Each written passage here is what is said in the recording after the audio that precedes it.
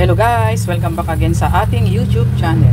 So for today's video ay magluluto lang tayo ng simpleng ulam, pork chop recipe. Nagmamarinate po tayo ng pork chop.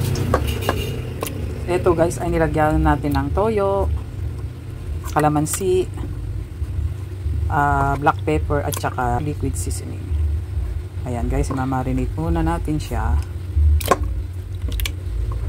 bago natin siya iluluto. The next day. Ito na guys yung ating pork chop.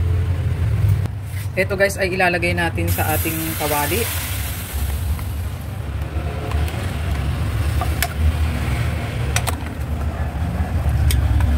Ayan guys, ilalagay lang natin yung ating pinagbabada.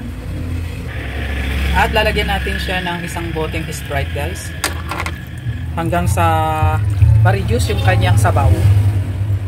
Ayan guys, yung ating apoy, mahina lang ang apoy guys para hindi madaling matuyo yung ating sabaw sa ating pork chop, para mapalambot nating mabuti yung ating pork chop at atin ng tinakpan. Update guys sa ating niluluto after 10 minutes. Ayan, ganyan siya guys, babaliktarin lang natin.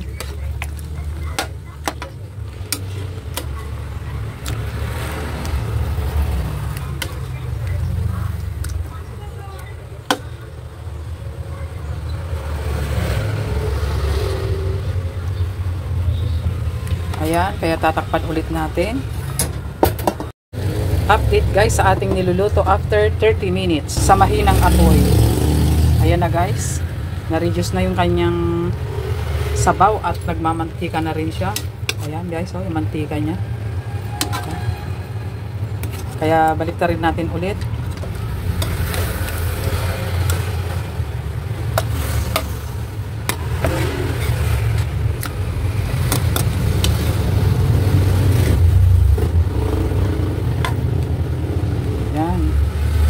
Pero ito guys ay malambot na. Ayan no, na super lambot na yung kanyang taba.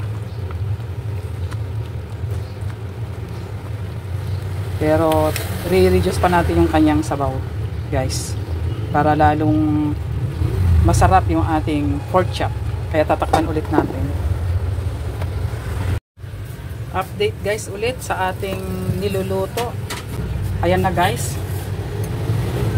na-reduce na yung kanyang sauce at nahati na rin natin yung pork chop, kaya sobrang lambot na itong ating niluluto guys. Ayan, wow,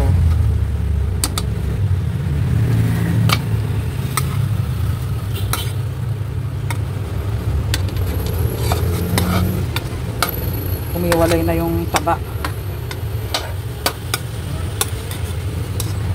Ayan, tatabi lang natin guys yung ating pork chop at maglalagay tayo ng sibuyas o onion rings para may design naman yung ating pork chop recipe. Lulutuin lang natin konti itong ating sibuyas.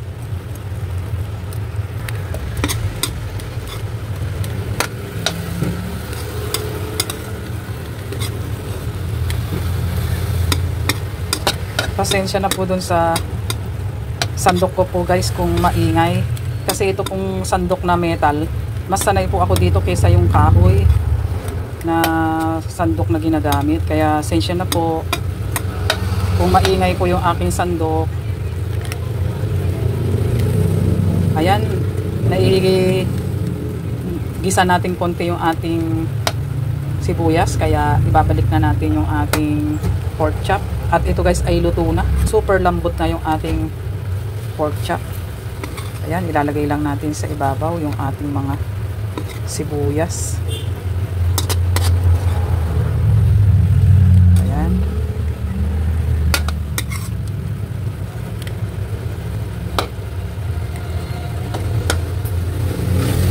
Kaya, ayan na nga guys. It's done na ang ating pork chop recipe. Kaya thank you for watching and don't forget to subscribe. Bye-bye!